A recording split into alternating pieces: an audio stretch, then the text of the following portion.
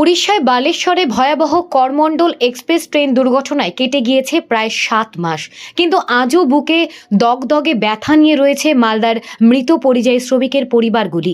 এরই মধ্যে রাজ্য সরকার মালদার মৃত ৪টি পরিবারকে ৫ লক্ষ টাকার আর্থিক অনুদান দিয়ে পাশে দাঁড়ালো। রাজ্য সরকারের এই আর্থিক অনুদান পেয়ে মুখ্যমন্ত্রী মমতা ব্যানার্জিকে ধন্যবাদ জানিয়েছেন মৃতদের পরিবারগুলি। শুক্রবার দুপুরে মালদা জেলার কালেক্টরেট ভবনে কনফারেন্স রুমে মালদার মৃত শ্রমিকের পরিবারের হাতে আর্থিক অনুদানের চেক তুলে দেন রাজ্যের সেচ দপ্তরের রাষ্ট্রমন্ত্রী সাবিনা ইয়াসমিন। উপস্থিত ছিলেন মালদা জেলা পরিষদের সভাধিপতি লিপিকা বর্মন ঘোষ, জেলাশাসক নিতিন সিংহানিয়া সহ বিশিষ্টজনেরা। প্রশাসন সূত্রে জানা গিয়েছে, চলতি বছর ২রা জুন শুক্রবার গভীর রাতে উড়িষ্যার বালেশ্বর করমণ্ডল এক্সপ্রেস ভয়াবহ দুর্ঘটনার কবলে পড়ে।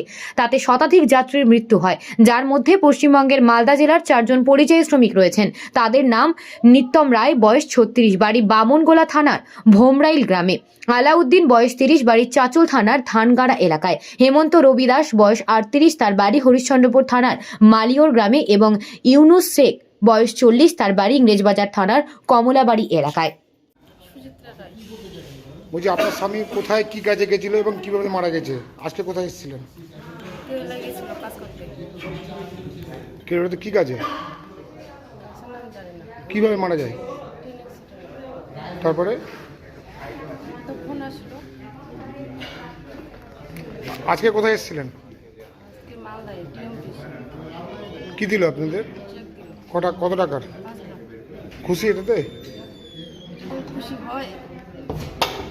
কি আবদার করলেন সব বাড়ির কাউকে চাকরির জন্য? ভালো হয়, ছেলে মেয়ে আছে দুটা। আপনার স্বামীর নাম কি? বলছি, অ্যাক্সিডেন্টে কত তারিখে হয়েছিল? হ্যাঁ, কিভাবে খবর পান? ফোন করে, আমার ভাই ফোন করে বলছিল। এখন বাড়িতে কে আছেন? আমার ছেলে আছে, মেয়ে আছে, শাশুড়ি আছে। ছেলের বয়স কত? ছেলেদের? ওরা কোন ক্লাসে পড়ে? ভর্তি হয়নি এখন স্কুলে। তো সরকারের কাছে কি আবেদন করবেন?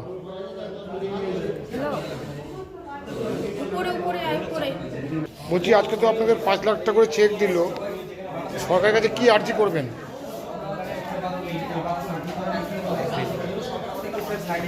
বলছি, সরকারের কাছে কি আর্জি করবেন? চাকরির জন্য। আপনার নাম কি? হ্যাঁ, বাড়ি কোথায়?